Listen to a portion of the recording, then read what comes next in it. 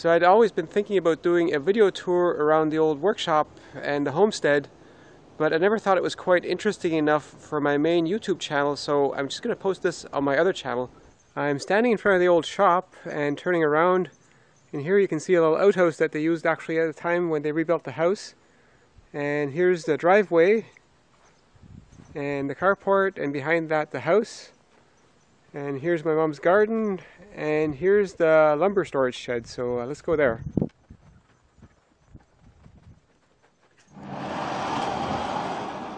This is what's left of my dad's lumber stash. Quite a bit actually, because he had quite a lot and he slowed down quite a lot in his old age. Old lawn tractor here, and various junk we keep here. This whole building is actually a pole barn. And a couple of years ago, a friend and I fixed it up a little bit. What had happened is my dad really wedged the poles into the ground with rocks, and with frost heaving and such, these posts slowly ratcheted out of the ground, especially this one, and this one. And so I cut these ones off with a chainsaw and let them come down a bit and then tied them back together with strapping. This does of course mean that there's no stiffness where the joint is, but the whole building itself is stiff enough already, so there's no risk of these poles now tipping over. When we built this, it was shortly after the fire of the old barn, so we didn't have enough of the right kind of wood. So we actually used a really junky wood, poplar, for this. And the problem is some of the screws on the roof became a little bit loose, and a little bit of water got in, even though we put all the screws on the ridges. And so Eric and I put in a few cedar beams next to the ones that got rotten. The ones that are rotten are still there. Most of these are still good because most of the screws did not leak. And then we also went up on the roof and we put some very sticky roof patch tape on where all the holes were and put the screws in different places for the ones that leaked.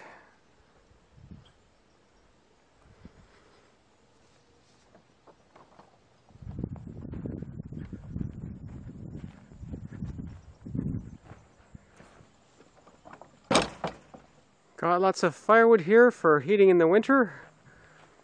This part here actually used to be the milk house of the old barn. The old barn burnt down, and my dad had somebody with a bulldozer push in the old foundations and cover it with soil. So the barn used to be right here, and the grass does turn brown here sooner if it's dry. This addition, he just used the old foundation and put a roof over it, so that's a nice place to dry firewood. The back of the shed here, oh yeah, you can see all the silvery bits of aluminum tape that we put on the roof for where all the little leaks were. And then there's an area back here for stacks of lumber. None here anymore, but this is a good area for drying it. And those bars are there to keep the cows from getting in there and shitting all over the place. And we still have a few 8x8 beams, which are very handy when I have to fix stuff on the cottage foundations and such, for just shoring things up with. All this wood has been here for many years, but it's still good. So the only reason this isn't all overgrown with bush around here is because the neighbor's cows are allowed to graze here. The neighbor maintains the fence in return for letting them graze, and that keeps the reeds and such down because the cows just eat them. Some old apple trees. I wish people still planted apple trees, but it seems nobody cares about that anymore. My mom harvests some of these apples to make apple cider with. This building here is an old log cabin. The previous owners that we bought this from in 1980 were Finns, and Finns like their saunas. So this used to be a sauna, and some of these concrete bits here is where the stove was on. The front room was where you changed, and in the back room was the actual sauna. But they did put a sauna in the house, so they themselves hadn't used this in many years. This building unfortunately needs the roof repaired, and it's just not being used, so if it was on my property I'd fix it, but when I'm here I don't have enough time, so it's biting the dust. I last fixed that roof probably around 1986. And here's the lumber shed again, and the house, which has got hand split cedar shakes everywhere, and here's the garden.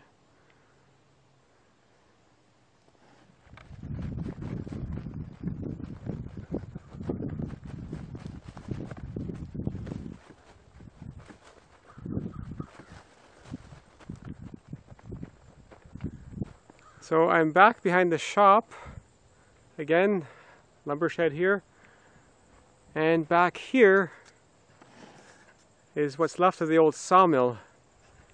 And that sawmill was one of the main reasons why we ended up here, because my dad liked the idea of a property with a sawmill on it.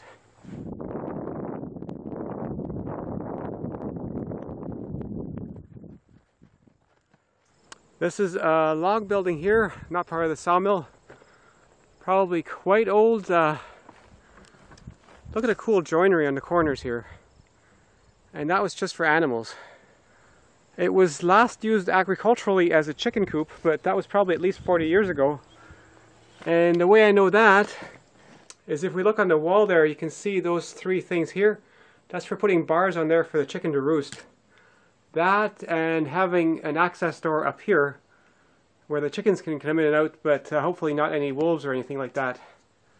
This whole building is piled full of oak, but unfortunately it's a bit far from where I live, and realistically the effort of hauling this back is comparable to just milling new stuff, so it'll probably stay here for good until the roof completely goes. There's tin on the roof, but it's a bit open on the ridge. So far the wood is still kept dry. And here's what's left of the sawmill building. This is about a third of the building. The rest of it collapsed in 1998 when there was a really big snowfall.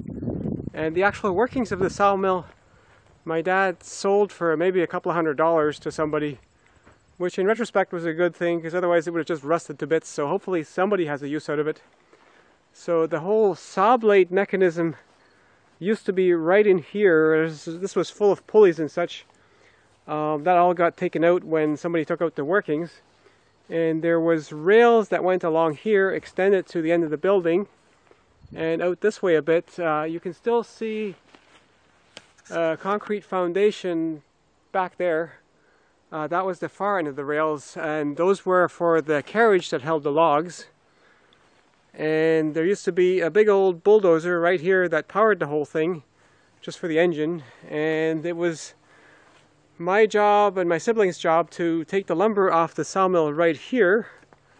And we'd carry that out and store it into different stacks by thickness.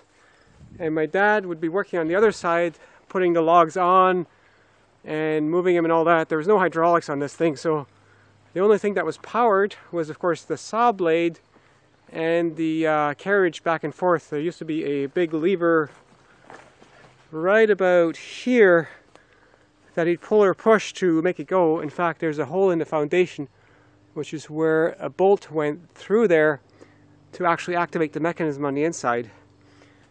And then the sawdust, there was a chain that pulled it all out onto here, and this would always turn into a big pile here. In fact, you can even see there's a bit of sawdust here. The sawdust takes a long time to really decompose so that vegetation can grow on it. So this is remains of the sawdust here. From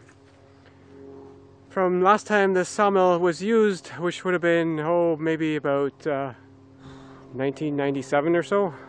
What's left of this building is probably also going to collapse in the next few years. This could be saved, but really there's nothing of value under it, and when I am here I only have so much time. Here's what's left of a homemade trailer that my dad had made. Back in the 80s it was still legal to just have something without any lights on it and use that, but since then it wasn't allowed to use anymore, so it's just stayed here and rotted. It was all just made out of old car parts. Frickin' pesky aeroplanes, come on, go away, I want to record. This area back here used to be full of trashed cars when we bought the place, but at some point the scrap metal value got high enough that people came with a payloader to collect them free of charge, and we were just glad to be rid of them. Of course, nowadays they'd actually be worth money as scrap, but it's better to be rid of them. Some old fridges here. These are the tanks from old hot water tanks and various miscellaneous bits. This trailer actually we used at some point. This is a deck from an old mower that no longer works. So, well, private junk collection. That's how it works in the country.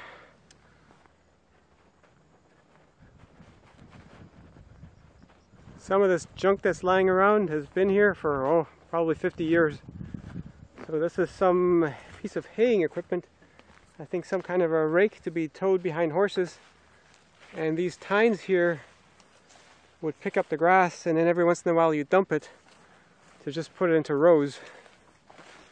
There used to also be some horse-drawn seed drills around here, but don't know what happened with those.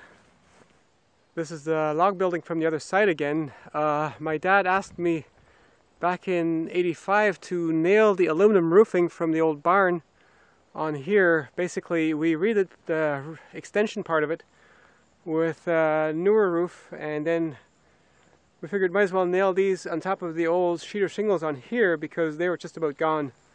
And that's saved this building for as long as it has. And for our ridge cap, I had just nailed some old cedar slabs on top, but those have fallen off since then. So ideally there'd be something nailed on there now, but again, I just have not had the time to spend here this summer at all. So back about 50 years ago, this whole area used to be fairly actively farmed, but it hasn't really been since then, because if you want to make a living farming, you're much better off doing it somewhere where the growing season's a bit better and the land is more fertile. And I guess we have enough food, so there hasn't really been a need to use this land, so much of it is slowly overgrowing, except for where the cows are grazing, beef cows. There's a fair bit of that going on here.